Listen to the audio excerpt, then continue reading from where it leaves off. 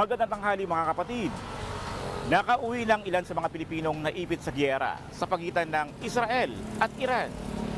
Pero ang sunod na inaalala nila ngayon, ano ang pagkakabalahan nila? Pagbalik sa Pilipinas, kung ikaw ang tatanungin kapatid, ano ang may papayo mo sa mga kapatid nating OFW na gusto na sanang bumalik ng Pilipinas? Tara, samahan niyo ako at magtatanong tayo dito. Mamundok na sila. Magtanim sila para may makain. May lupa tayo dito, magsipag na lang magtanim ng pagkain para hindi sila magutom. Siguro mas maganda yung umuwi na lang. Maraming trabaho dito sa Pilipinas. Kailangan nila lang ng maghanap ng trabaho dito. Sikapin nilang maghanap ng trabaho. Malay mo, makahanap sila.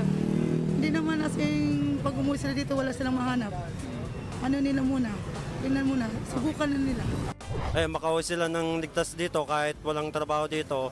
Kasi kahit walang trabaho dito, mas may ginang makauwi sila dito kasi para maging ligtas sila doon.